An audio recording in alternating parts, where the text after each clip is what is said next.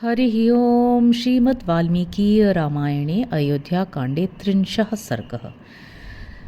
सीता का वन में चलने के लिए अधिक आग्रह, विलाप और घबराहट देखकर श्री राम का उन्हें साथ ले चलने के लिए स्वीकृति देना, पिता माता और गुरुजनों की सेवा का महत्व बताना और सीता को वन में चलने की तैयारी के लिए घर की वस्तुओं का दान करने की आज्ञा देना। सान्त्यमाना तु रामेण मैथिली जनकात्मजा वनवास निमित्तार्थम भर्तारमिदमब्रवीत्। श्री राम के समझाने पर मिथिलेश कुमारी जानकी वनवास की आज्ञा प्राप्त करने के लिए अपने पति से फिर इस प्रकार बोली। सा तमुत्तम संविघ्ना सीता विपुलवक्षसं प्रणयाच्चाभिमानाच्च परिचिक्षेप राघवम। सीता अत्यंत डरी हुई थी। वे प्रेम और स्वाभिमान के कारण विशाल वक्षस्थल वाले श्री रामचंद्र जी पर आक्षेप सा करती हुई कहने लगी, किं त्वामन्यत वैदेह पिता मे मिथिलाधिप राम जामातरम प्राप्य स्त्रियं पुरुष विग्रहम। श्री राम, क्या मेरे पिता मिथिला नरेश विदेह राज जनक ने आपको जामाता के रूप में पाकर कभी ये समझा था कि आप केवल शरीर से ही पुरुष हैं, कार्यकलाप से तो आप स्त्री ही हैं। अनृतं बत लोकोऽयमज्ञानात्यदि वक्ष्यति तेजो नास्ति परम रामे तपतीव दिवाकरे। नाथ, आपके मुझे छोड़कर चले जाने पर संसार के लोग अज्ञानवश यदि ये कहने लगे कि सूर्य के समान तपने वाले श्री रामचंद्र में तेज और पराक्रम का अभाव है, तो उनकी यह सत्य धारणा मेरे लिए कितनी दुख की बात होगी।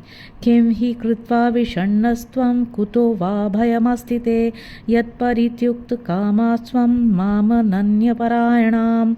आप क्या सोचकर विषाद में पड़े हुए हैं, अथवा किससे आपको भय हो रहा है जिसके कारण आप अपनी पत्नी मुझ सीता का, जो एकमात्र आपके ही आश्रित है, परित्याग करना चाहते हैं। द्युमत्सेन सुतं वीरं सत्यवन्तं अनुव्रतां सावित्रीमिव मां विद्धि त्वमात्मवशवर्तिनीं। जैसे सावित्री द्युमत्सेन कुमार वीरवर सत्यवान की ही अनुगामिनी थी, उसी प्रकार आप मुझे भी अपनी ही आज्ञा के अधीन समझिए। न त्वहं मनसा त्वन्यं दृष्टास्मि त्वधृते नघ त्वया राघव गच्छेयं यथा न्याकुलपासनी। निष्पाप रघुनंदन, जैसे दूसरी कोई कुल कलंकनी स्त्री पर पुरुष पर दृष्टि रखती है, वैसी मैं नहीं हूँ। मैं तो आपके सिवा किसी दूसरे पुरुष को मन से भी नहीं देख सकती, इसलिए आपके साथ ही चलूंगी, आपके बिना यहाँ नहीं रहूंगी। स्वयं तु भार्यां कौमारीं चिरमध्युषितां सतीं शैलूष इव मां राम परेभ्यो दातुमिच्छसि। श्री राम, जिसका कुमारावस्था में ही आपके साथ विवाह हुआ है और जो चिरकाल तक आपके साथ रह चुकी है, उसी मुझ अपनी सती साध्वी पत्नी को आप औरत की कमाई खाने वाली नटक की भांति दूसरे के हाथ में सौंपना चाहते हैं। यस्य पथ्यं चरामाथ यस्य चार्थे वरुध्यसे त्वं तस्य भववश्यश्च विधेयश्च सदा नघ। निष्पाप रघुनंदन, आप मुझे जिसके अनुकूल चलने की शिक्षा दे रहे हैं और जिसके लिए आपका राज्याभिषेक रोक दिया गया है, उस भरत के सदा ही वशवर्ती और आज्ञा पालक बनकर आप ही रहिए, मैं नहीं रहूंगी। सममामनादाय वनं न त्वं प्रस्थितुमर्हसि तपो वा यदि वारण्यं स्वर्गो वा स्यात् त्वया सह। इसलिए आपका मुझे अपने साथ लिए बिना वन की ओर प्रस्थान करना उचित नहीं है।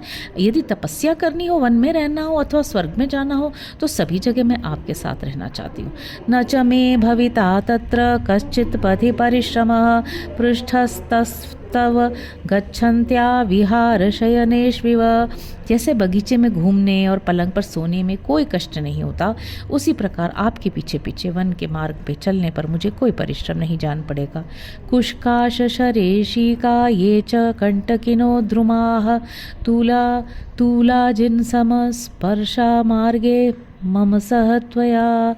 रास्ते में जो कुशकाम सरकंडे सीख और कांटेदार वृक्ष मिलेंगे, उनका स्पर्श मुझे आपके साथ रहने से रुई और मृग चर्म के समान सुखद प्रतीत होगा। महावात समुद्भूतं यन्मामव करिष्यति रजो रमण तन्मन्ये परार्ध्यमेव चंदनम। प्राणवल्लभ, प्रचंड आंधी से उड़कर मेरे शरीर पर जो धूल पड़ेगी, उसे मैं उत्तम चांदनी के समान समझूंगी।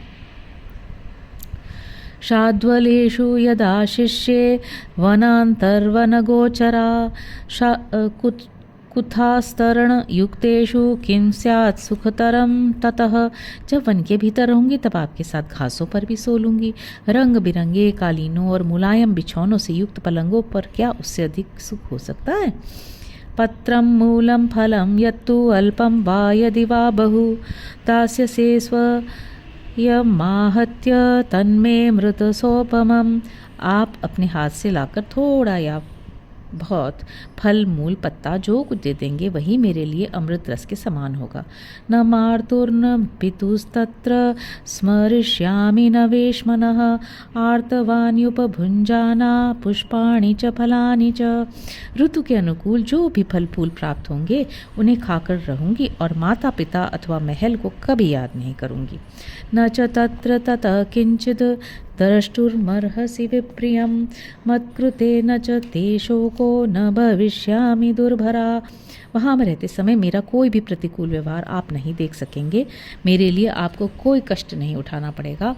मेरा निर्वाह आपके लिए दूभर नहीं होगा। यस्वया सह च स स्वर्गो निरयो यस्वया बिना इति जानन् परां प्रीतिं गच्छ राम मया सह। आपके साथ जहाँ भी रहना पड़े वही मेरे लिए स्वर्ग है और आपके बिना कोई भी स्थान हो वो मेरे लिए नरक के समान है। श्री राम, मेरे इस निश्चय को जानकर आप मेरे साथ अत्यंत प्रसन्नतापूर्वक वन को चलें। अथ मामेव मयि व्यग्रां वनं नैव नयिष्यसे विषमद्यैव पास्यामि मां वशं द्विषतां गमम्। मुझे वनवास के कष्ट से कोई घबराहट नहीं है। यदि इस दशा में भी आप अपने साथ मुझे वन में नहीं ले चलेंगे तो मैं आज ही विष पी लूँगी, परंतु शत्रुओं के अधीन होकर नहीं रहूँगी। पश्चादपि हि दुःखेन मम नैवास्ति जीवितम् उज्झितायास्त्वया नाथ तदैव मरणं वरम। नाथ, यदि आप मुझे त्याग कर वन को चले जाएंगे तो पीछे भी इस भारी दुख के कारण मेरा जीवित रहना संभव नहीं है। ऐसी दशा में मैं इसी समय आपके जाते ही अपना प्राण त्याग देना अच्छा समझती हूँ।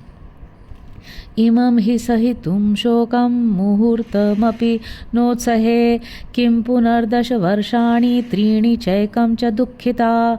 आपके विरह का ये शोक मैं 2 घड़ी भी नहीं सह सकूंगी। फिर मुझ दुखिया से यह 14 वर्षों तक कैसे सहा जाएगा। इति सा शोक संतप्ता विलप्य करुणं बहु चुक्रोशपति मायस्ता भृशमालिंग्य सस्वरम। इस प्रकार बहुत देर तक करुणाजनक विलाप करके शोक से संतप्त हुई सीता शिथिल हो अपने पति को जोर से पकड़कर उनका गाढ़ आलिंगन करके फूट फूट कर रोने लगी। सा विद्वा बहुभिर्वाक्यैर्दिग्धैरिवकजांगना चिरसन्नियतं बाष्पं मुमोचाग्निमिवारणिः। जैसे कोई हथिनी विष में बुझे हुए बहुसंख्यक बाणों द्वारा घायल कर दी जाती हो, उसी प्रकार सीता श्री रामचंद्र जी के पूर्वोक्त अनेकानेक वचनों द्वारा मर्माहत हो उठी थी। अतः जैसे अरणी आग प्रकट करती है उसी प्रकार वे बहुत देर से रोके हुए आंसुओं को बरसाने लगी। तस्या स्फटिक संकाशं वारि संताप संभवं नेत्राभ्यां परिसृस्राव पंकजाभ्यामिवोदकम। उनके दोनों नेत्रों से स्फटिक के समान निर्मल संताप जनित अश्रुजल झर रहा था, मानो 2 कमलों से जल की धारा भी गिर रही हो। तत्सितामलचन्द्राभं मुखमायतलोचनं पर्यशुष्यत बाष्पेण जलोत्थमिवाम्बुजं। बड़े बड़े नेत्रों से सुशोभित पूर्णिमा के निर्मल चंद्रमा के समान कांतिमान उनका वह मनोहर मुख संताप जनित ताप के कारण पानी से बाहर निकाले हुए कमल के समान सूख सा गया था। तां परिष्वज्य बाहुभ्यां विसंज्ञामिव दुःखितां उवाच वचनं प्रारामः परिविश्वास यस्तदा। सीता जी दुख के मारे अचेत सी हो रही थी। श्री रामचंद्र जी ने उन्हें दोनों हाथों से संभाल कर हृदय से लगा लिया और उस समय उन्हें सांत्वना देते हुए कहा, न देवी बत दुखे न स्वर्गमप्यभिरोचये न हि मेस्ति भयं किंचित स्वयं भोरेव सर्वथा। देवी, तुम्हें दुख देकर मुझे स्वर्ग का सुख मिलता हो तो मैं उसे भी नहीं लेना चाहूँगा। स्वयंभू ब्रह्मा जी की भांति मुझे किसी से किंचित भी भय नहीं है। तव सर्वमभिप्राय विज्ञाय शुभानने वासं न रोचयेरण्ये शक्तिमानपि रक्षणे। शुभानने, यद्यपि वन में तुम्हारी रक्षा के लिए मैं सर्वथा समर्थ हूँ, तो भी तुम्हारे हार्दिक अभिप्राय को पूर्ण रूप से जाने बिना तुमको वनवासिनी बनाना मैं उचित नहीं समझता। यत् सृष्टासि मया सार्धं वनवासाय मैथिली न विहतुं मया शक्या प्रीतिरात्मवता यथा। मिथिलेश कुमारी, जब तुम मेरे साथ वन में रहने के लिए ही उत्पन्न हुई हो तो मैं तुम्हें छोड़ नहीं सकता। ठीक उसी तरह जैसे आत्मज्ञानी पुरुष अपनी स्वाभाविक प्रसन्नता का त्याग नहीं करते। धर्मस्तु गजनासोरु सद्भिराचरितः पुरा तम चाहमनुवर्तिक्षे यथा सूर्यम सुवर्चला। हाथी की सूंड के समान जांग वाली जनक किशोरी, पूर्व काल के सत्पुरुषों ने अपनी पत्नी के साथ रहकर जिस धर्म का आचरण किया था उसी का मैं भी तुम्हारे साथ रहकर अनुसरण करूंगा। तथा जैसे सुवर्चला अपने पति सूर्य का अनुगमन करती है, उसी प्रकार तुम भी मेरा अनुसरण करो। न खल्वहं न गच्छेयं वनं जनकनंदिनी वचनं तन्यतीमां पितु सत्योपबृंहितम्। जनक नंदिनी, यह तो किसी प्रकार संभव नहीं है कि मैं वन को न जाऊं, क्योंकि पिताजी का यह सत्ययुक्त वचन तो मुझे वन की ओर ले ही जा रहा है। एष धर्मश्च सुश्रोणी पितुर्मातुश्च वश्यता आज्ञां चाहं व्यतिक्रम्य नाहं जीवितुमुत्सहे।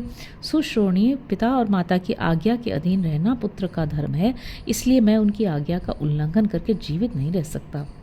अस्वाधीनं कथं दैवं प्रकारैरभिराध्यते स्वाधीनं समतिक्रम्य मातरं पितरं गुरुं। जो अपनी सेवा के अधीन है, उन प्रत्यक्ष देवता, माता पिता और गुरु का उल्लंघन करके जो सेवा के अधीन नहीं है, उस अप्रत्यक्ष देवता दैव की विभिन्न प्रकार से किस प्रकार आराधना की जा सकती है। यत्र त्रयं त्रयो लोकाः पवित्रं तत्समं भुवि नान्यदस्ति शुभापांगे तेने दम्भिराध्यते। सुंदर नेत्र प्रांत वाली सीते, जिनकी आराधना करने पर धर्म, अर्थ और काम तीनों प्राप्त होते हैं तथा तीनों लोगों की आराधना संपन्न हो जाती है, उन माता पिता और गुरु के समान दूसरा कोई पवित्र देवता इस भूतल पर नहीं है। इसलिए भूतल के निवासी इन तीनों देवताओं की आराधना करते हैं। न सत्यं दानमानौ वा यज्ञोपाप्यप्त दक्षिणाः तथा बलकरा सीते यथा सेवा पितुर्मता। सीते, पिता की सेवा करना कल्याण की प्राप्ति जैसा प्रबल माना गया है, प्रबल साधन माना गया है, वैसा न सत्य है, न दान है, न मान है और न पर्याप्त दक्षिणा वाले यज्ञ ही हैं। स्वर्गो धनं वा धान्यं वा विद्या पुत्रा सुखानि च गुरुवृत्त्यनुरोधेन न किंचिदपि दुर्लभम। गुरुजनों की सेवा का अनुसरण करने से स्वर्ग, धन, धान्य, विद्या, पुत्र और सुख कुछ भी दुर्लभ नहीं है। देव गंधर्व गोलोकान ब्रह्मलोकांस्तथा परान प्राप्नुवन्ति महात्मानो माता पितृपरायणा। माता पिता की सेवा में लगे रहने वाले महात्मा गुरु पुरुष देवलोक, गंधर्व लोक, ब्रह्मलोक, गोलोक तथा अन्य लोकों को भी प्राप्त कर लेते हैं। समापिता यथा शास्ति सत्य धर्म पथे स्थितः तथा वर्तितुमिच्छामि सही धर्म सनातनः। इसलिए सत्य और धर्म के मार्ग पर स्थित रहने वाले पूज्य पिताजी मुझे जैसी आज्ञा दे रहे हैं, मैं वैसा ही बर्ताव करना चाहता हूँ, क्योंकि वह सनातन धर्म है। मम सन्नामति सीते नेतुम त्वां दंडकावनम वसिष्यामीति सा त्वं मां मनुयातुम सुनिश्चिता। सीते, मैं आपके साथ वन में निवास करूंगी ऐसा कहकर तुमने मेरे साथ चलने का दृढ़ निश्चय कर लिया है, इसलिए तुम्हें दंडकारण्य ले चलने के संबंध में जो मेरा पहला विचार था वह अब बदल गया है। साहिदिष्टानवत्यांगे वनाय मदिरेक्षणे अनुगच्छस्व मां भीरु सह धर्मचरी भव। मद भरे नेत्रों वाली सुंदरी, अब मैं तुम्हें वन में चलने के लिए आज्ञा देता हूँ। भीरु, तुम मेरी अनुगामिनी बनो और मेरे साथ रहकर धर्म का आचरण करो। सर्वथा सदृशं सीते मम स्वस्य कुलस्य च व्यवसायमनुक्रांता कांते त्वमति शोभनम। प्राणवल्लभे सीते, तुमने मेरे साथ चलने का जो परम सुंदर निश्चय किया है यह तुम्हारे और मेरे कुल के सर्वथा योग्य ही है। आरभस्व शुभ्रश्रोणी वनवासक्षमाः क्रिया नेदानीं त्वद्रुते सीते स्वर्गोऽपि मम रोचते। सुश्रोणी, अब तुम वनवास के योग्य दान आदि कर्म प्रारंभ करो। सीते, इस समय तुम्हारे जिस प्रकार निश्चय कर लेने से तुम्हारे बिना स्वर्ग भी मुझे अच्छा नहीं लगता। ब्राह्मणेभ्यश्च रत्नानि भिक्षुकेभ्यश्च भोजनं देहि चाशस समानेभ्यः त्वरस्व च माचिरम। ब्राह्मणों को रत्न स्वरूप उत्तम वस्तुएं दान करो और भोजन मांगने वाले भिक्षुओं को भोजन दो। शीघ्रता करो, विलंब नहीं होना चाहिए।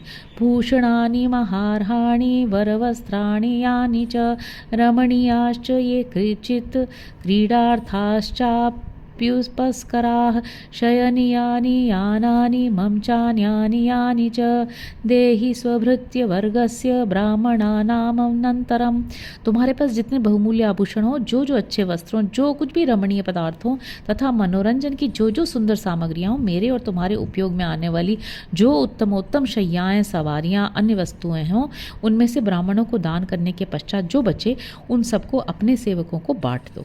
अनुकूलं तु सा भर्तुर्ज्ञात्वार्गमनमात्मनः क्षिप्रं प्रमुदिता देवी धातुमेव प्रचक्रमे। स्वामी ने मेरा वन में मेरा जाना स्वीकार कर लिया है, मेरा वनगमन उनके मन के अनुकूल हो गया है। ये जानकर देवी सीता बहुत प्रसन्न हुई और शीघ्रतापूर्वक सब वस्तुओं का दान करने में जुट गई।